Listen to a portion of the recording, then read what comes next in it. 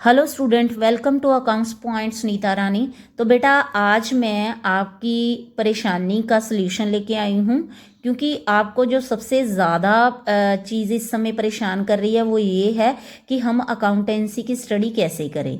क्योंकि टाइम भी लिमिटेड है और हमें अब तक अकाउंटेंसी के सिलेबस में से कुछ भी ऐसा नहीं टॉपिक है कि जिसके बारे में हम बोल सकें कि हमें 100% आता है। पर प्रॉब्लम ये है कि हम समझ ही नहीं पा रहे हैं कि हम इसकी स्टडी को शुरू कैसे करें। आप कंफ्यूज हैं, तो आपकी इन सभी प्रॉब्लम्स और क्वेश्चन का सलूशन है आज का वीडियो। तो बेटा शुरू करते हैं आज का वीडियो। तो आपकी इन प्रॉब्लम्स को सॉल्व करने के लिए मैं आपके लिए 10 टिप्स लेके आई हूँ, जिसको फॉलो करते हुए आप अकाउंटेंसी के सिलेबस को लिमिटेड टाइम में कवर कर सकते हो और आप अच्छे मार्क्स सिक्योर कर सकते हो। तो बेटा जो फर्स्ट और इम्पॉर्टेंट टिप है वो है सेल्फ कॉन्फिडेंस।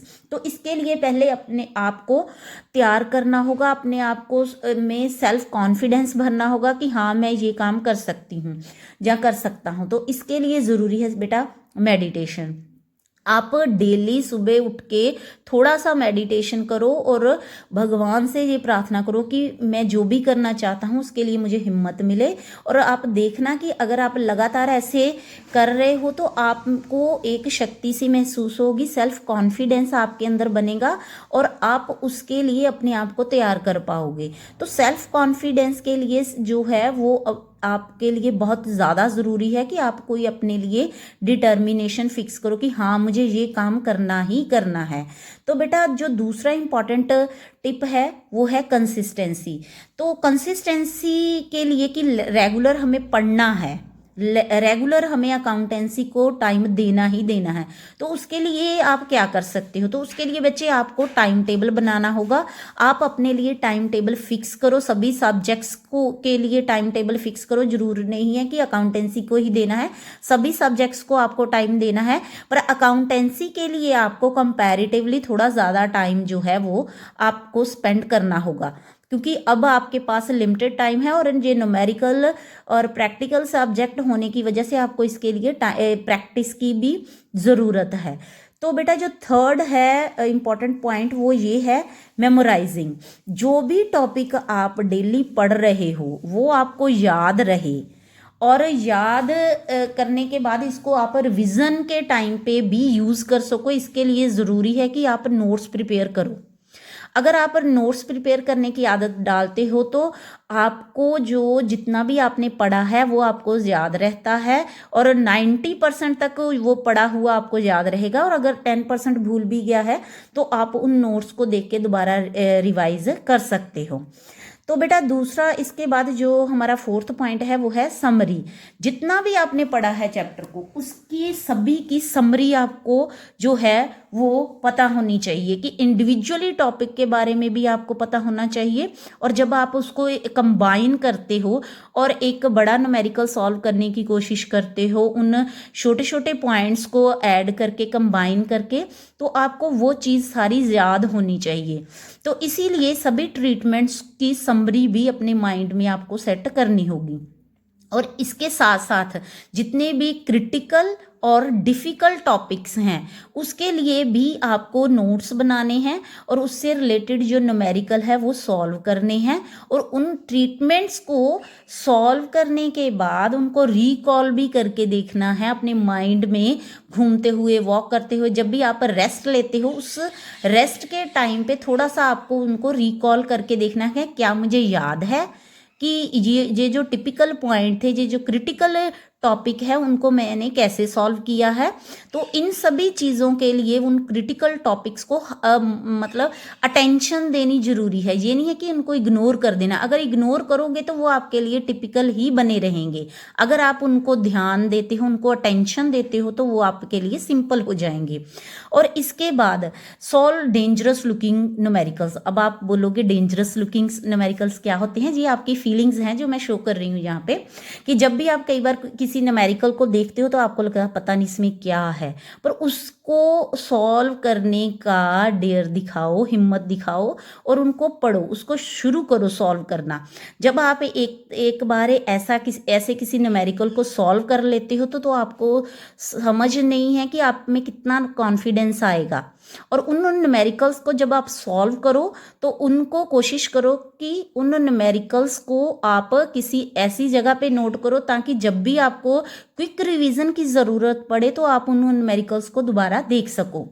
तो इसके साथ बेटा जब भी आप जितने भी टॉपिक आपने रिवाइज किए हैं उससे रिलेटेड जो हमारे सैम्पल पेपर्स होते हैं, प्रीवियस सीबीएसई पेपर्स होते हैं, उनमें से उन टॉपिक को सॉल्व करने की कोशिश करो ताकि आपको पता चल सके कि अगर कुछ नई चीज़ है जो कि आपने अपनी बुक में नहीं देखी है, जो नया तरीका है क्वेश्चन को प्रेजेंट करने का, तो वो कैसा है। और अगर कुछ ऐसा नया है तो वो भी आपको उन सैम्पल पेपर्स में दिख जाएगा। और इसके अलावा बेटा टीचर्स हेल्प, तो बच्चे कुछ मैंने देखा है कि कुछ बच्चे ऐसे होते हैं जो अगर रिवीजन कर रहे हैं और उनको किसी पॉइंट पे कोई क्लैरिटी नहीं है तो वो उसको ऐसे ही छोड़ देते हैं। तो ये सबसे बड़ी मिस्टेक है आपकी बेटा। जहाँ पे भी आप किसी पॉइंट को लेके कंफ्यूज्ड हो, क्लैरिटी नहीं है आपको, उसके लिए आप किसी भी तरीके की अगर हेल्प की ज़रूरत है तो वो ज़रूर लो। चाहे आप अपने स्कूल टीचर से, चाहे ट्यूशन टीचर से, चाहे फिर ऑनलाइन आप किसी भी सोर्स से अगर हेल्प चाहते हो उस कन्फ्यूजन को क्लियर करने के लिए तो वो ज़रूर लो। अगर आप उस कन्फ्यूजन ही रहने दोगे तो आपकी क्लैरिटी कभी नहीं होगी और आप कभी भी कॉन्फिडेंट नहीं होंगे अपने सिलेबस को लेके। और इसके बाद avoid repeated numerical to save time. बेटा ये है कि अगर, क्योंकि अकाउंटेंसी के काफ़ी सारे न्यूमेरिकल्स होते हैं बुक में, एक एक चैप्टर के मिनिमम 82 100 120 इतने न्यूमेरिकल्स होते हैं, पर ये ज़रूरी नहीं है कि आप हर तरह का न्यूमेरिकल को सॉल्व करो।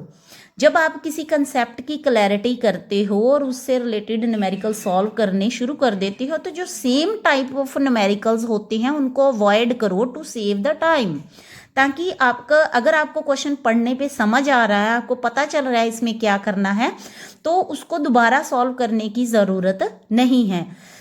और साथ ही साथ बेटा अगर आपने अपना कोई भी टॉपिक रिवाइज किया है, आपको समझ आ गया है और अगर आपके किसी फ्रेंड को उस टॉपिक में कोई प्रॉब्लम है तो आप उनकी हेल्प ज़रूर करें, उनको टीच करके।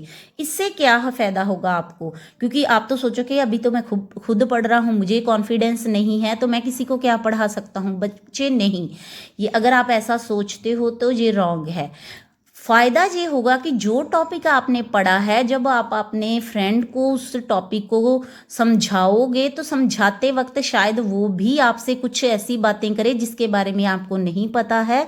एक तो वो चीज़ें आपको पता चलेंगी, दूसरा आपको जो पता है वो आपको ज़्यादा अच्छे से याद रहेगा, आपके माइंड में अच्छे से स्टोर हो जाएगा। तो ये बेनिफिट है अपने पढ़े हुए टॉपिक को फ्रेंड के साथ डिस्कस करने से और उनको पढ़ाने से हमें भी समझ आएगा और कई बार बच्चे जो स्टूडेंट्स जिसको टीचर का बोला हुआ समझ नहीं आता उनको आपसे अच्छी समझ आ जाता है। तो दो काम हो जाएंगे, एक तो हेल्प हो जाएगी, दूसरा आपकी रिवीजन हो जाएगी। तो स्टूडेंट आई होप कि आज का वीडियो आपके लिए हेल्पफुल होगा। आप इन 10 के 10 टिप्स को फॉलो करो और आज ही अकाउंटेंसी की रिवीजन शुरू कर दो। मैं आपके लिए इंडिविजुअल चैप्टर वाइज कैसे एक चैप्टर को आपने रिवाइज करना है, तैयार करना है, वो सीरीज़ भी जल्दी लेके आ रही हूँ। तो आप मेरे साथ बने रहिए। God bless you, be happy.